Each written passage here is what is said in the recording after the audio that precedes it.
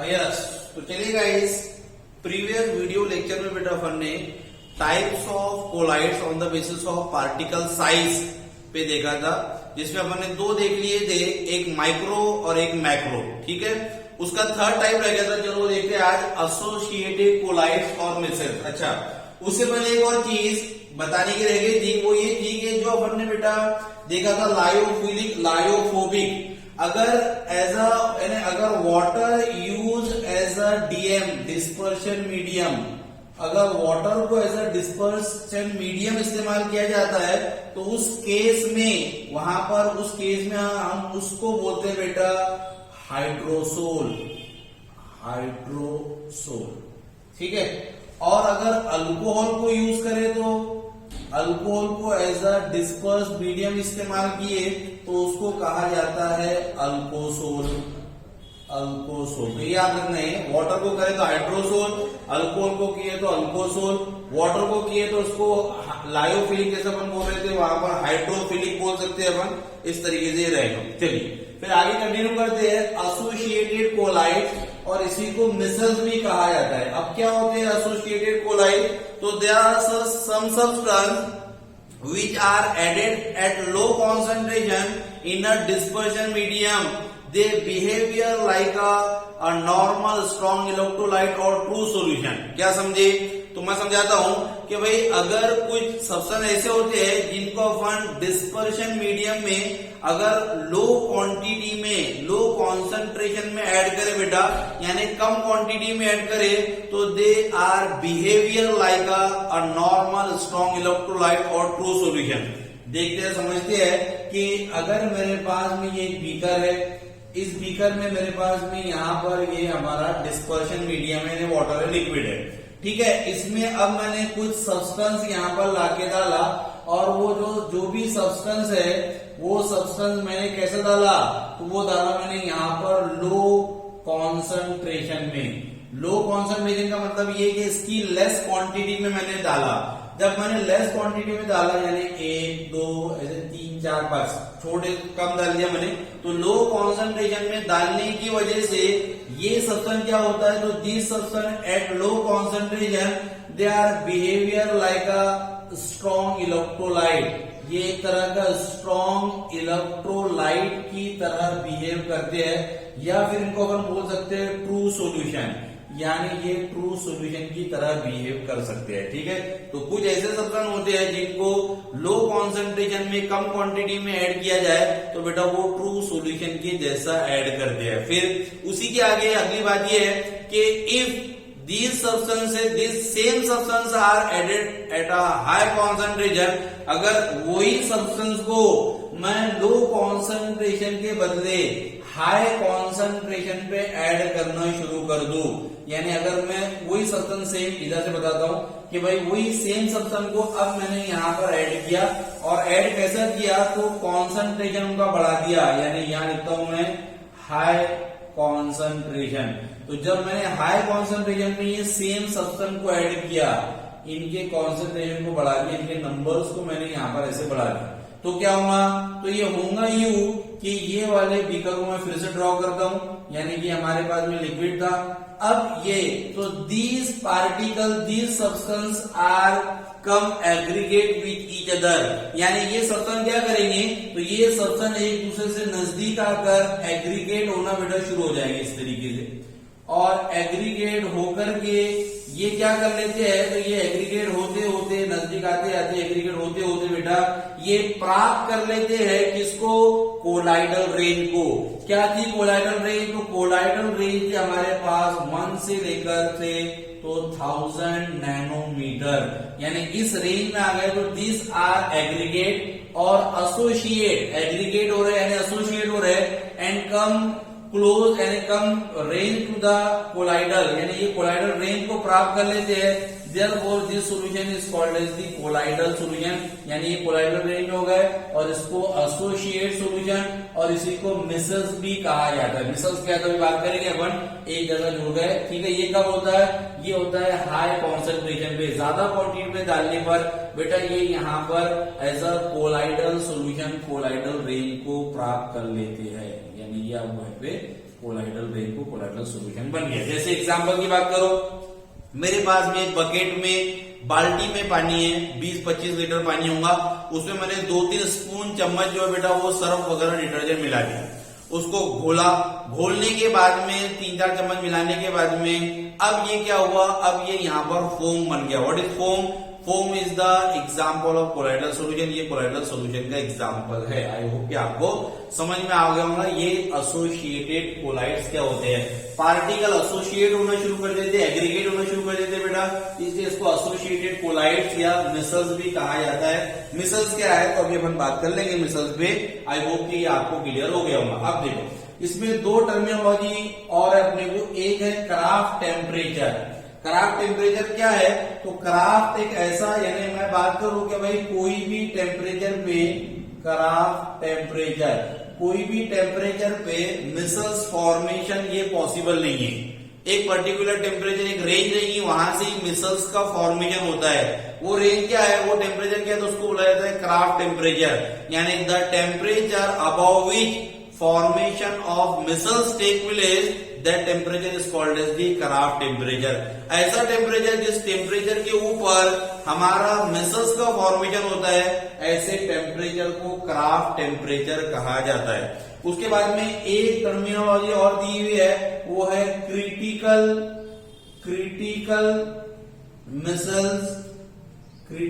Micelles concentration, जिसको short में कहा जाता है CMC, क्रिटिकल मिसल्स कॉन्सेंट्रेशन। अब ये क्या है तो ये एक तरह का कॉन्सेंट्रेशन है। इसको किस तरीके से डिफाइन किया जाता है तो the minimum concentration above which formation of micelles take place is called as the critical micelles concentration. हर कॉन्सेंट्रेशन पे मिसल्स बने ये भी नहीं होगा, इसके लिए भी बेटा एक तरह का पर्टिकुलर कॉन्सेंट्रेशन होगा, उस कॉन्सेंट्रेशन को ही कहा जाता है क्रिटिकल मिसल्स कॉन्सेंट्रेशन। कैसे डिफाइन किया मैंने, तो डिफाइन किया मैंने उसको कि भाई the minimum concentration above which the micelles formation take place is called as the critical micelles concentration. Generally जो मिसल्स फॉर्म करते हैं बेटा उसके एग्जांपल होते हैं सोप और detergent. For soap, the critical missile, and for soap the CMC, the range of CMC is 10⁻⁻4 से लेके तो 10⁻⁻3 मोल लीटर इनवर्स होता है या मोल पर लीटर होता है। ये क्या के लिए होता है, सोप के लिए। ये सोप के लिए जो CMC की रेंज है वो कितनी है, 10⁻⁻4 से 10⁻⁻3 की होती है। चलिए अब आगे करते हैं। आगे है हमारे पास में बेटा के मैकेनिज्म ऑफ मिसल्स फॉर्मेशन, कि मिसल्स फॉर्मेशन का मैकेनिज्म क्या है। मैकेनिज्म ऑफ मिसल्स फॉर्मेशन, इसका मैकेनिज्म देखते हैं अपन कि किस तरीके से मिसल्स हमारे फॉर्म होते हैं। अब इसकी मैकेनिज्म की बात करें तो इसमें एग्जांपल है बेटा अपने को सोप का, यानी भाई ये अपन एक्सप्लेन करेंगे इसका मैकेनिज्म किससे, with the help of soap. Soap क्या होते हैं तो सोप एक तरह के sodium potassium salt of fatty acid होते हैं। सोडियम या फिर potassium salt of fatty acid, sodium potassium salt of fatty acid is called as the soap.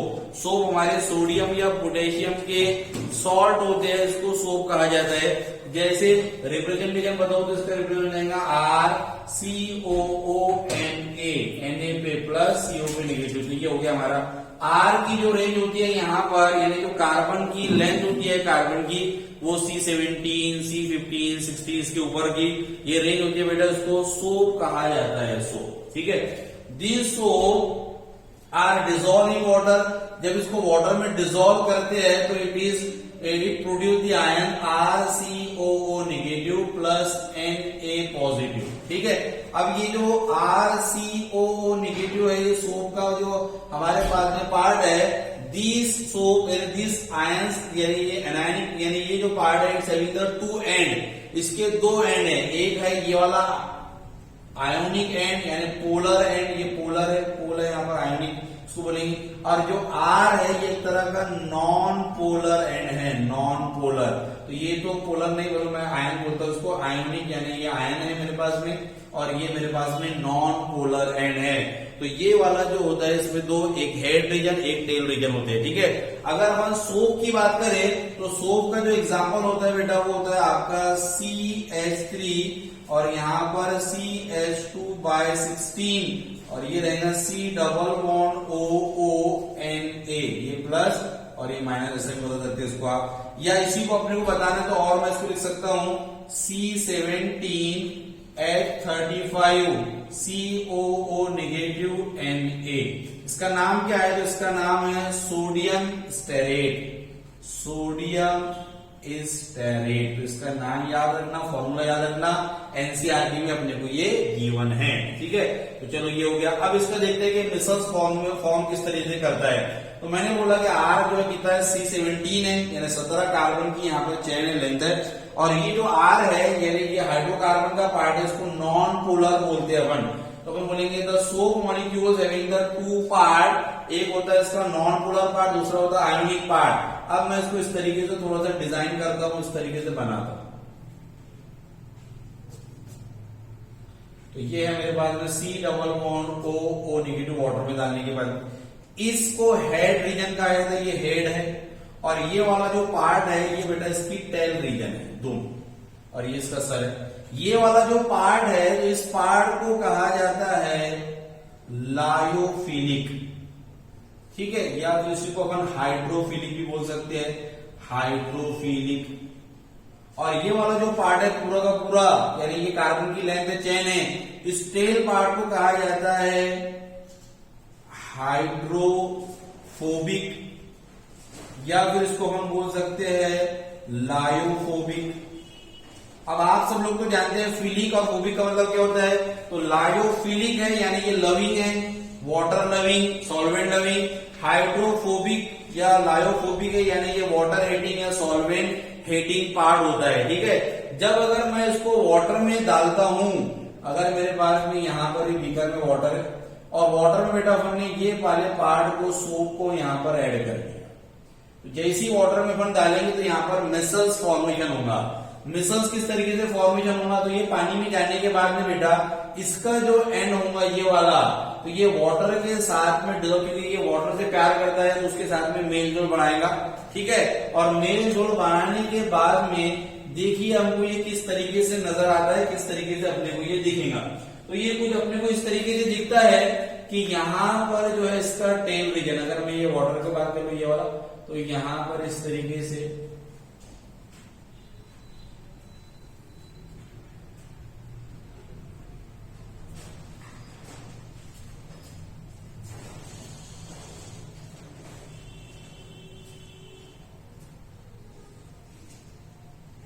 ठीक है। तो ये इस तरीके से अपने को दिखेगा। तो यहां पर जो रहेगा वो नेगेटिव पार्ट रहेगा जो कि वाटर लविंग है, पानी से लव करने वाला, और ये जो रहेगा इसकी टेल रीजन रहेगी यानी हाइड्रोफिलिक। इसको ही कहा जाता है मिसल्स। इसको ही क्या बोलते हैं अपन, मिसल्स। यानी जब वाटर में अपन बेटा सोप डिटर्जेंट अगर वो डालते हैं तो इसके दो पार्ट है, एक है वाटर लविंग, एक है water heating. Water loving part जो है वो पानी के साथ, आयनिक पार्ट है, आयंस वाला, तो वो हेड रीजन उसके साथ में मिल करके पानी को ऐसा घेर करके बेटा इस तरीके से मिसल्स बना लेता है एक तरह का। इसको ही मिसल्स कहा जाता है। It is the mechanism of micelle formation.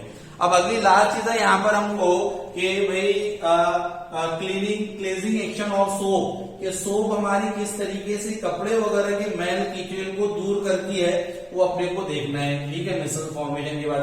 अब अगर अपन देखें कि कपड़े पर कोई दाग धब्बा या ग्रीस पार्टिकल लगा, ग्रीस एक ऑयली पार्टिकल लगा है, तो उस ऑयल पार्टिकल को, ग्रीस को किस तरीके से दूर, अगर कपड़े की अगर हम बात करें तो अपन एडवर्टाइज में देखा होगा बेटा कि इस तरीके से वो बताते हैं, इस तरीके, ठीक है। यहां पर इसको इस तरीके से कर देंगे, कुछ इस तरीके से होता है अपना पास। तो ये मेरे पास में कपड़ा है और यहां पर ये रेड से बता रहा हूं कि यहां मेरे पास में ग्रीस लगा हुआ है, ऑयल पार्ट। अब जो ग्रीस जो ऑयल है ये कैसा है, तो ग्रीस और ऑयल जो है बेटा it is also the non polar, यानी ये हाइड्रोकार्बन है, ये भी एक तरह का नॉन पोलर पार्ट है। और ये कपड़ा जो है मेरे पास में वो एक वाटर में अपन ने इसको इस तरीके से, पहले क्या किया, वाटर से पहले अपन ने इसको जो है वो सोप वगैरह से जो है इस तरीके से किया। डिटर्जेंट की अगर मैं बात करूं आपको कि डिटर्जेंट का भी, चलो पहले सोप का बता देता हूं, डिटर्जेंट का बाद में। तो सोप में है हमको, तो अगर अपन इसको सोप वगैरह रगड़ा, ठीक है, सोप रगड़ने के बाद में हमको पता है कि सोप में दो है, एक हाइड्रोफिलिक एक हाइड्रोफोबिक। हाइड्रोफिलिक जो है ना वो वाटर के साथ में सोल्यूबल है, मिसेबल होता है, और जो हाइड्रोफोबिक पार्ट है तो they are heating with water, वो पानी से नफरत करता है, यानी पानी के साथ में वो मेंजोर सोल्यूबल नहीं होगा। तो उसका काम क्या है, तो वो मैल कुचेल के साथ में, ग्रीस के साथ में सोल्यूबल होता है। यानी यहां पर क्या होगा, अब यहां पर आपके पास में इस तरीके से बेटा ये जो है वो पार्ट आएगा सोप का। तो सोप का पार्ट आने के बाद में इस तरीके से यहां पर ये सोप का। अब यहां पर जो रहेगा ये रहेगा आपका एनायन, यानी ये हेड रीजन है, और ये जो टेल रीजन है, ये टेल रीजन ने ये ग्रीस के पार्टिकल को एक तरह से जकड़ के बांध के रखकर वहां पर मिसल्स फॉर्म कर लिया है, ठीक है। और ये जो एनायनिक पार्ट है, एनायनिक पार्ट जो है वो वाटर के साथ में सोल्यूबल हो गया। अब आपको क्या करना है, यानी अब इसने इसको अपने कब्जे में ले लिया, घेर लिया पूरी तरीके से। अब जैसे ही आप कपड़े को थोड़ा सा रगड़ते हैं, घिसते हैं, तो ये ग्रीस का धब्बा, मैल कुचेल जो है वहां से निकल करके वो फोम के थ्रू, झाग के थ्रू बाहर चला जाता है। इस तरीके से सोप जो है बेटा वो अपना क्लीनिंग एक्शन बताता है। यानी अगर मैं इस 10 ग्रीस के पार्टिकल को बाहर बताऊं, तो बाहर बताने के बाद में मेरे पास में जो यहां पर आकर लगेगा इस तरीके से ये,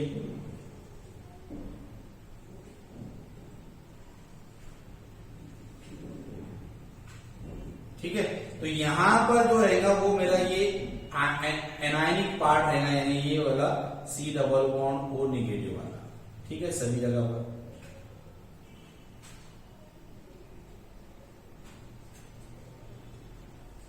तो ये हेड रीजन हो गया मेरा, और ये है मेरी टेल रीजन। तो ये एक तरह का मिसल्स फॉर्मेशन हो जाता है, यानी ये ग्रीस के पार्टिकल को घिस करके, तो आप कपड़े में जैसे ही थोड़ा सा ब्रशिंग वगैरह करते हैं, ब्रश करते हैं, तो ये मैल कुचल ग्रीस का धब्बा निकल जाता है। It is the cleaning action of soap, यानी सोप इस तरीके से काम करके कपड़े को बेटा अपने जो है वो साफ सुथरा बनाता है। डिटर्जेंट का भी कुछ इसी तरीके से एक्शन होता है। डिटर्जेंट क्या है, तो डिटर्जेंट का फॉर्मूला की अगर हम बात करें तो ये रहेगा CH3CH2/11, और यहां होता है SO4- और Na+, ठीक है। ये डिटर्जेंट का फॉर्मूला है। क्या नाम है इसका, तो इसका नाम है sodium lauryl, LAURY, lauryl sulphate, sodium lauryl sulphate, ये होता है हमारा डिटर्जेंट। ये एक तरह का डिटर्जेंट है। इसके बाद भी दो पार्ट होते हैं बेटा, वाटर में डालेंगे तो ये वाला आपका आयनिक पार्ट, और ये जो टेल रीजन होंगी ये इसका रहेगा हाइड्रोफोबिक, यानी नॉन पोलर पार्ट होता है। इनका भी एक्शन वगैरह इसी तरीके से होता है। तो it all are about the associated colloid, और mechanism of action of soap का देख लिया अपन ने, मिसल्स फॉर्मेशन देख लिए, सोप किस तरीके से काम करती है वो देख लिए। आई होप कि आपको क्लियर हो गया होगा। एक क्वेश्चन ये जो आपको आया था जेई ने पूछा था कि जैसा अलग अलग कार्बन की लेंथ के हमको जो है बेटा वो उसने सोप या डिटर्जेंट दे रखा है, उसने पूछा था उसने कि भाई CMC किसके लिए ज्यादा है, क्रिटिकल जो देखा ना बनने, क्रिटिकल मिसल्स कॉन्सेंट्रेशन। तो क्रिटिकल मिसल्स कॉन्सेंट्रेशन यानी कॉन्सेंट्रेशन किसके लिए ज्यादा लगेगा। अगर मेरे पास में एक कार्बन की लेंथ है बेटा C15 और एक कार्बन की लेंथ है मेरे पास में C17, तो मैं आपसे पूछूंगा बताओ CMC यानी क्रिटिकल मिसल्स कॉन्सेंट्रेशन किसके लिए मेरे पास में लो रहेगा, तो आप बोलेंगे इसके लिए, ठीक है। यानी जहां पर कार्बन की लेंथ ज्यादा वहां पर लगने वाला कॉन्सेंट्रेशन कम। सीधी सी बात है, जितनी लंबी चेन रहेगी बेटा उतना बड़ा वो मॉलिक्यूल रहेगा, उतनी जल्दी वो काम करेगा, इसलिए उसका कॉन्सेंट्रेशन, उसका परिमाण कम लगेगा। तो आप सीधा रिलेशन यहां लिखकर रखेंगे, CMC is inversely proportional to length of carbon. Carbon की जो चेन है उसकी लेंथ की इनवर्सली, यानी जितनी बड़ी कार्बन की लेंथ उतना कम CMC लगेगा। ये जेई में आया था कि CMC अलग अलग आपको उसने अलग अलग कार्बन की लेंथ के बेटा कार्बन के कंपाउंड दे रखे थे, यानी सोप डिटर्जेंट सोप दे रखे थे, उसमें बोला था सबसे कम किस में रहेगा, तो जिसकी सबसे ज्यादा कार्बन की लेंथ उसका CMC सबसे कम, ठीक है। चलिए यहां पर रुकते हैं, अब अगले वीडियो में मिलेंगे अगले टॉपिक के साथ। चलिए ओके बाय।